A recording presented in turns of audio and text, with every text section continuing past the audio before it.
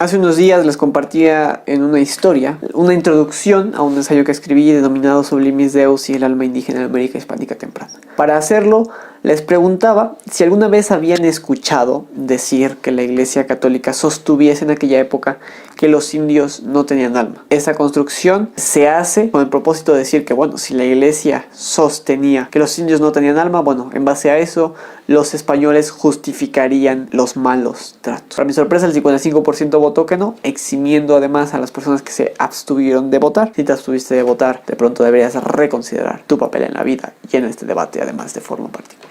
Entonces me causa un poquito de conflicto porque creo que no se puede empatizar lo suficiente con respecto de esta problemática. Entonces le quiero compartir cómo llego a esto. Tenía un profesor de latín porque ya terminé el curso.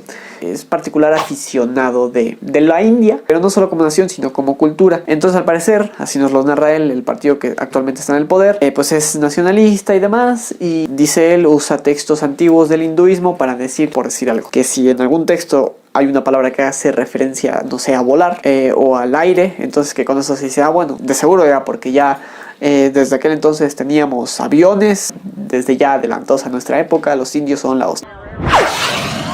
Y desdeña, por ejemplo, a los indios musulmanes o cristianos y demás, ¿no? Así nos lo comparte mi maestro de latín. No he profundizado sinceramente respecto a esto porque, bueno, no fue objeto de mi análisis en esta oportunidad, pero bueno, ustedes pueden checarlo con toda libertad para ver si lo que nos compartió mi ahora ex profesor de latín fue cierto o no. Pero hizo un símil, pues dijo que otro ejemplo fue el de la Iglesia Católica en el periodo de conquista, al decir que los indios no tenían alma. Esto pues para justificar lo que ya antes les dije que justificaría. Y bueno, eso es cierto porque puso de ejemplo la bula Sublimis Deus del año 1537 escrita por Pablo III, donde, dice él, no sería hasta entonces, es decir, casi medio siglo después, que se reconocería que los indios no tenían alma. Es decir, prácticamente medio siglo de tratar a los indios como animales. Y por eso resulta natural pensar, ¿esto es así? Y bueno, entonces los introduje tanto en las historias como en la publicación que hice recién a este debate. Una persona además comentó, pero su comentario, al menos a mí no se me visualiza en Instagram como tal, supongo que Instagram lo censuró, no sé, pero sí me llegó la notificación y dice algo como: hispanistas ser como, agradezcan que no esclavizamos a los inferiores indios. Esto supongo que trata de ser una especie de amago de crítica a mi posición, pues la considera hispanista. Viva el rey, viva el orden y la ley. Pude notar que la persona que hizo este comentario es católica, y católica, digamos, un católico practicante que además lo muestra en redes y demás. Entonces supongo que su versión en lo particular es con el hispanismo, pero este tema no se me hace que sea hispanista como tal, porque inmiscuye no indirecta sino directamente a la iglesia. Pues si los españoles sostuviesen esto de que los indios no tenían alma para justificar maltrato, lo estarían sosteniendo en tanto lo que dice la iglesia. Entonces, si los españoles se les puede recriminar al respecto, entonces a la iglesia también se les puede recriminar a este respecto. Entonces, bueno, creo que en esta oportunidad, en este debate, es una cosa bilateral. Tanto si se defiende a los españoles es directamente proporcional a defender a la iglesia y viceversa, porque es algo que está bastante correlacionado. En la publicación pues los introduje pues dándoles un ejemplo de esta construcción retórica para que vean que no me lo inventé. Además les comparto un artículo de memoria que dice algo así, que en aquel entonces existían dos posturas encontradas en las cuales se polarizaba el debate. Por un lado teníamos a los pensadores, casi todos ellos vinculados a la iglesia católica, que sostenían que los indígenas no tenían alma y que por eso era necesaria la intervención de los españoles, lo cual es absolutamente mentira. Y bueno, es mentira en el punto de que ya en 1493, es decir, apenas un añito después del primer viaje a América de parte de los españoles, Alejandro VI concedía el favor a los reyes católicos de que las tierras americanas fueran españolas, bueno, fueran hispánicas, porque no había España todavía, aunque lo habría muy pronto, con la promesa de que introdujeran a los nativos a la fe católica, es decir, que los evangelizaran. Si creía Alejandro VI ya en 1493 que podían ser evangelizados, entonces ya desde Alejandro VI no había consideración alguna de que pudiesen ser animales porque estuviesen desalmados, porque si eso es un hecho, ¿no? Porque si a alguien se le dice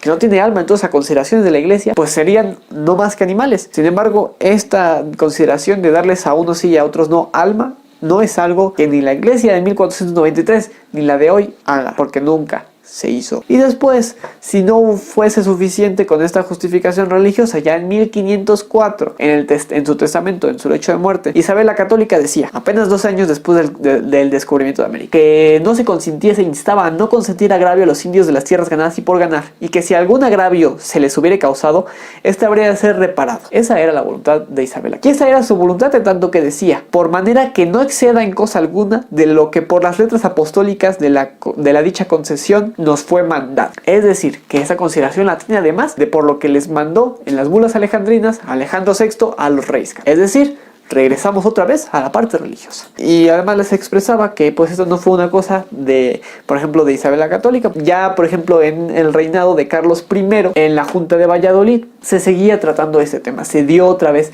cabida a ese tema. Y no porque, por ejemplo, el artículo de memoria así lo señala, que había en la Junta de Valladolid 2 posturas.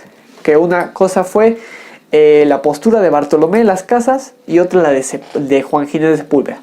La Bartolomé de las Casas sería el bueno y Juan Ginés de Sepúlveda el malo, el que sostenía según que los indios no tenían alma. Pero ya en Demócrates Secundus, o de las justas causas para la guerra contra los indios, él decía simplemente que creía era más oportuno hacerles la guerra, o sea, entrar en un precepto de guerra justa para cortar de tajo con la barbarie y las inmolaciones. Bartolomé de las Casas, bueno, pues creía que era más propio pues tratarlos simplemente como de animar por la razón, el tratar de introducirlos a la fe católica. En cualquier caso, aunque Bartolomé de las Casas, tengo que puntuar que no es un personaje que sea de mi agrado, porque es un cronista bastante poco riguroso y que en ese afán además ha dañado la imagen de la iglesia de siglo XV, siglo XVI, cuando, como aquí lo hemos construido, pues son mentiras, ¿no? O sea, parte de esta construcción narrativa podemos encontrarla situada, justificándose en los dichos de Bartolomé de las Casas, los cuales son mentiras. Tanto así que, bueno, pues aquí estamos debatiendo al respecto. En la Junta de Valladolid, como sea, lo que se discutía era cómo proceder con respecto de los indios. Bartolomé de las Casas o Juan Ginés de Sepúlveda creían que debían ser evangelizados, por tanto, las dos posturas que aquí se enfrentaban creían que estos tenían alma. Esa no era la discusión, sino cómo se debía proceder. Y eso es lo que clarifico en Sublimis Deus y el alma indígena en la América hispánica temprana. El por qué es mentira que la iglesia sostuviese